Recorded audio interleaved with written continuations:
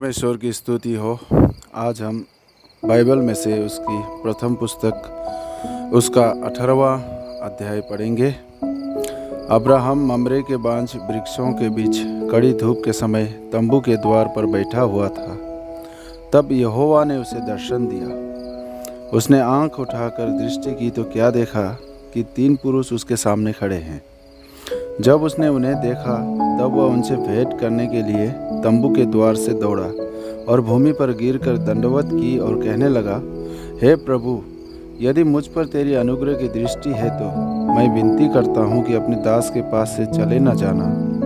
मैं थोड़ा सा जल लाता हूँ और आप अपने पाँव धोकर इस वृक्ष के नीचे विश्राम करें। फिर मैं एक टुकड़ा रोटी ले आऊँ और उससे आप अपने अपने जीव को तृप्त करें।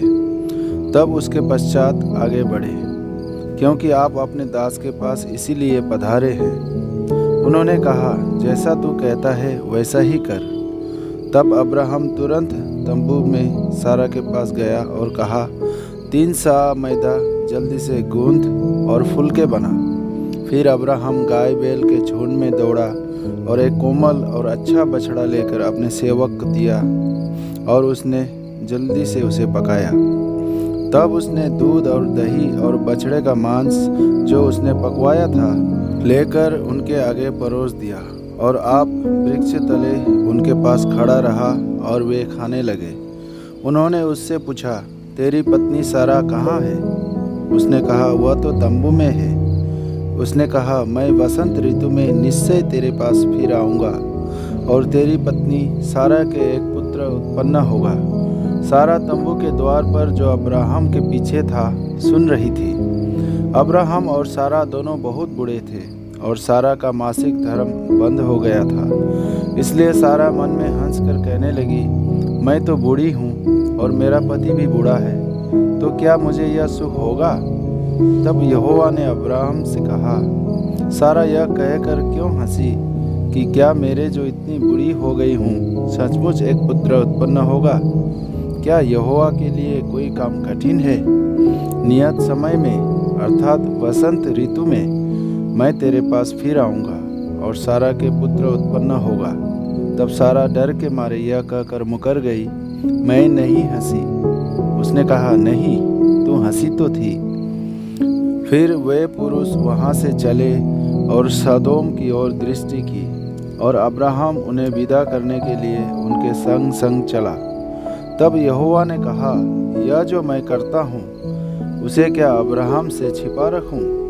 अब्राहम से तो निश्चय एक बड़ी और सामर्थी जाति उपजेगी और पृथ्वी की सारी जातियाँ उसके द्वारा आशीष पाएंगी, क्योंकि मैं जानता हूँ कि वह अपने पुत्रों और परिवार को जो उसके पीछे रह जाएंगे आज्ञा देगा कि वे यहोवा के मार्ग में अटल बने रहे और धर्म और न्याय करते रहे, ताकि जो कुछ यहोवा ने अब्राहम के विषय में कहा है उसे पूरा करे। फिर यहोवा ने कहा, सदोम और अमोरा की चिल्लाहट बढ़ गई है और उनका पाप बहुत भारी हो गया है। इसलिए मैं उतर कर देखूंगा कि उसकी जैसी चिल्लाहट मेरे कान तक पहुंची है, उन्होंने ठीक वैसा ही काम किया है कि नहीं, और ना किया हो तो मैं उसे जान लूँगा।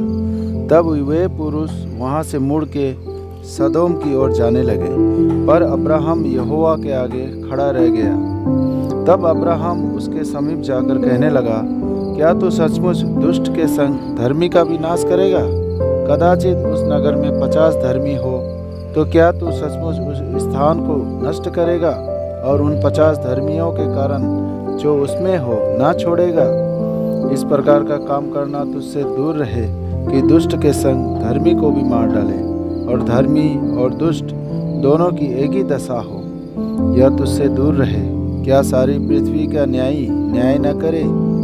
यहोवा ने कहा, यदि मुझे सदोम में 50 धर्मी मिले तो उनके कारण उस सारे स्थान को छोड़ूंगा। फिर अब्राहम ने कहा, हे प्रभु सुन, मैं तो मिट्टी और राख हूँ, तो भी मैंने इतनी ढिठाई की कि तुझसे बातें करूँ। कदाचित उन 50 धर्मियों में 5 घट जाए, तो क्या तू 5 ही के घटने के कारण उस सारे नगर का नाश करेगा? उसने कहा, यदि मुझे उसमें 45 भी मिले तो भी उसका नाश न करूँगा। फिर उसने उससे यह भी कहा, कदाचित वहाँ 40 मिले। उसने कहा, तो मैं 40 के कारण भी ऐसा ना करूँगा। फिर उसने कहा, हे प्रभु, क्रोध न कर, तो मैं कुछ और कहूँ, कदाचित वहाँ 30 मिले। उसने कहा, यदि मुझे वहाँ 30 भी मिले तो भी ऐसा ना करूँगा। फिर उसने कहा, हे प्रभु सुन, मैंने इतनी ढिठाई तो की है कि तुझसे बातें करूँ, कदाचित उसमें 20 मिले। उसने कहा, मैं 20 के कारण भी उसका नाश न करूँगा। फिर उसने कहा, हे प्रभु, क्रोध न कर, मैं एक ही बार और कहूँगा, कदाचित उसमें 10 मिले। उसने कहा, तो मैं 10 के कारण भी उसका नाश न करूँगा। जब यहोवा अब्राहम से बातें कर चुका तब चला गया और अब्राहम अपने घर को लौट गया। प्रभु की स्तुति हो।